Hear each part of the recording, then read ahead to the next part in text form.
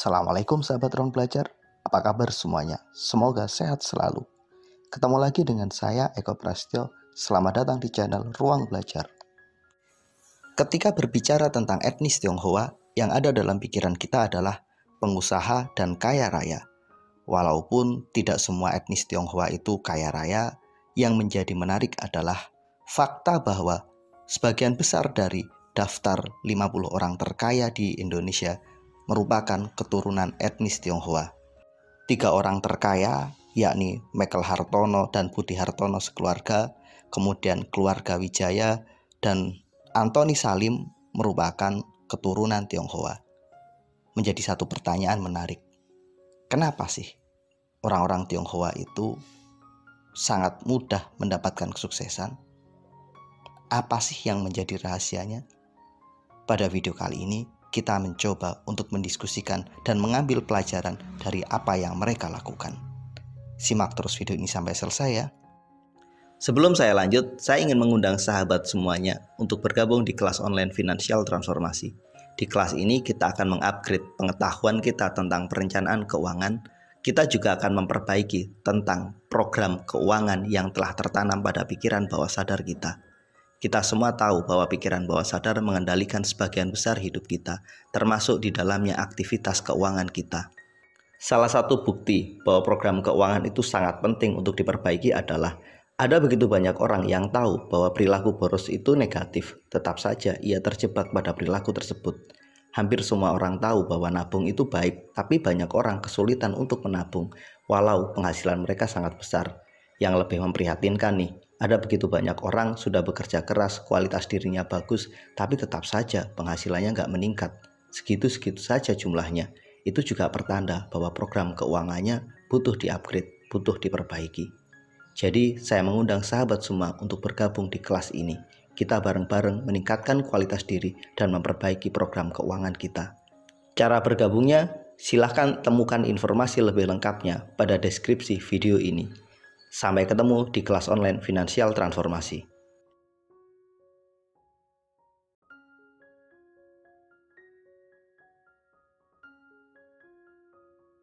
Kenapa sih sebagian besar orang-orang etnis Tionghoa yang ada di Indonesia menjadi seorang pengusaha nggak dapat kita lepaskan dari konteks sejarah? Di abad ke-19, ketika Belanda berkuasa, orang-orang Tionghoa dilarang menjadi petani. Mereka juga dilarang berada di pemerintahan. Mereka hanya diizinkan menekuni satu pekerjaan, yakni sebagai seorang pedagang. Kondisi ini berlangsung sangatlah lama, sejak tahun 1800-an sampai dengan tahun 1900-an, mereka terpaksa menjadi seorang pedagang. Mereka nggak punya pilihan lain untuk menyambung hidup, yang mereka lakukan hanyalah berdagang. Pada akhirnya, keterpaksaan ini menciptakan satu kultur dan habit baru, bahwa mereka orang-orang etnis Tionghoa akhirnya fokus menekuni bidang bisnis sebagai pilihan satu-satunya pekerjaan untuk menyambung hidupnya. Kemudian Belanda melokalisir mereka pada satu tempat-tempat tertentu yang kemudian di kemudian hari dikenal sebagai pecinan. Belanda mengumpulkan mereka pada satu tempat. Pada akhirnya tercipta semacam konsorsium dagang secara nggak sengaja. Karena mereka dilokalisir pada wilayah tertentu, kemudian mereka nggak punya pilihan lain selain berdagang, akhirnya mereka survive dengan cara mereka. Akhirnya lingkungan mereka pun tumbuh menjadi lingkungan pebisnis.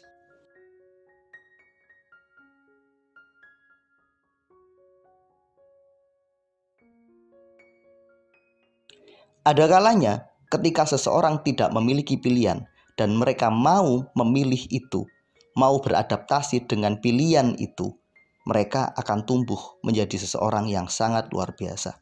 Inilah yang dialami oleh orang-orang Tionghoa yang tinggal di Indonesia. Aturan yang membuat mereka tidak dapat menekuni pekerjaan lain selain berbisnis, selain berdagang, memaksa mereka melakukan adaptasi. Kemampuan adaptasi ini pada akhirnya membuat orang-orang Tionghoa mampu bertahan dan survive. Mereka dengan segala keterbatasannya mencoba bertahan sekuat tenaga. Kemampuan adaptasi dan survive yang sangat tinggi inilah pada akhirnya diwariskan dari satu generasi ke generasi berikutnya. Mengingat tekanan ini tidak mereka alami dalam waktu pendek. mereka mendapatkan tekanan, larangan menekuni pekerjaan lain di luar berbisnis cukuplah lama. Oleh karena itu, pada akhirnya kemampuan survive ini terwariskan dari satu generasi ke generasi berikutnya.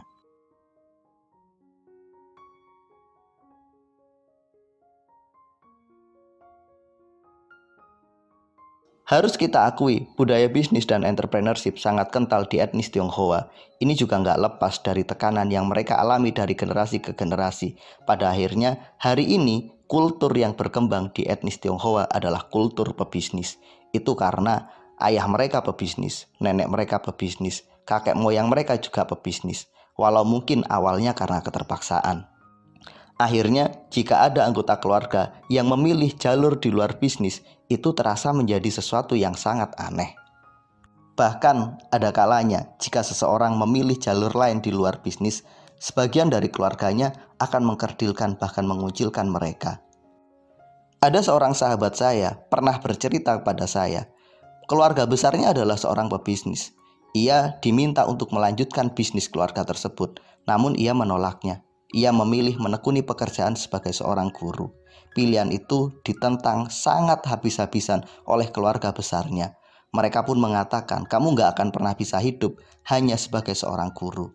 Tapi ia gak bergeming. Ia menganggap, saya ingin hidup sebagai diri saya. Saya tidak mau tertekan oleh pilihan hidup yang ditanamkan oleh keluarga saya. Setidaknya cerita ini menjadi satu contoh bahwa budaya bisnis sangat kental pada keluarga etnis Tionghoa. Kondisi inilah kiranya yang membuat kenapa orang-orang etnis Tionghoa itu lebih mudah menjadi seorang pengusaha, karena mereka disupport oleh keluarga. Mereka mendapatkan lingkungan yang sangat luar biasa kuat. Saya juga teringat satu peristiwa yang terjadi di Komjen Amerika pada saat saya sedang mengajukan visa untuk kunjungan ke Amerika Serikat. Saat itu saya berdiskusi dengan seorang ibu dan anak yang merupakan etnis Tionghoa. Sang ibu bercerita bahwa anaknya pergi ke Amerika karena ingin melanjutkan pendidikan musik. Ia mengatakan bahwa keputusan ia untuk menyekolahkan anaknya di bidang seni ditentang habis-habisan oleh keluarga besarnya. Bagi keluarga besarnya, hidup itu adalah untuk bisnis. Ketika kita memilih untuk sekolah di luar sekolah bisnis, itu adalah satu kesalahan besar. Cerita tersebut menunjukkan pada kita semua, memang kultur bisnis itu sangat kuat pada keluarga etnis Tionghoa. Maka kultur bisnis yang kuat inilah yang akan menjadi support system yang sangat baik untuk membangun kesuksesan bisnis. Oleh karena itu nggak usah heran, kenapa sebagian dari orang-orang Tionghoa itu mendapatkan kesuksesan.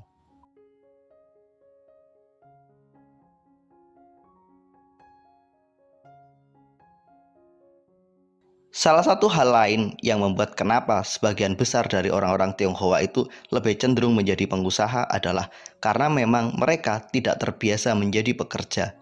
Ini adalah kultur yang telah terwariskan sejak zaman dulu. Dari generasi ke generasi, orang-orang Tionghoa adalah para pedagang. Walaupun awalnya ini adalah sebuah keterpaksaan, walaupun awalnya kondisi ini terjadi karena merupakan tekanan dari pemerintah dan penguasa saat itu, namun ini berdampak baik pada masa sekarang. Hal lain yang menjadi satu rahasia kunci kenapa orang-orang etnis Tionghoa itu punya kekuatan yang sangat besar di bidang bisnis adalah ketelitian, kerja keras, dan keuletannya. Mereka menggabungkan tiga hal itu: kerja keras, pantang menyerah, dan teliti. Semangat pantang menyerah itu ditunjukkan dengan kemampuan mereka survive, bertahan dalam menghadapi tekanan zaman. Kemudian semangat kerja keras itu juga tercipta karena kondisi yang sangat terpaksa. Pada akhirnya itu menjadi budaya yang ada pada keluarga mereka dan etnis mereka. Satu lagi, ketelitian. Mereka sangat detail dengan hal-hal kecil. Dan itu benar, kesuksesan itu memang dimulai dari hal-hal kecil. Ketika hal-hal kecil kita tidak teliti, maka kita punya potensi untuk hancur. Kesalahan kecil punya potensi menghancurkan kesuksesan besar.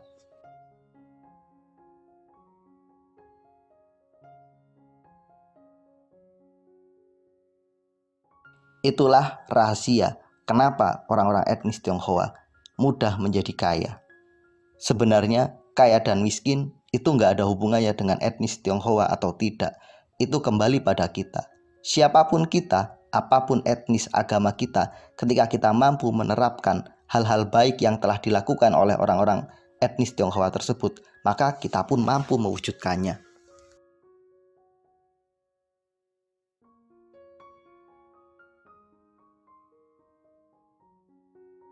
Setidaknya kita dapat mengambil satu pelajaran berharga, bahwa tekanan dan kesulitan yang pernah dialami oleh saudara-saudara kita etnis Tionghoa itu menciptakan mereka punya satu kekuatan survive yang sangat besar.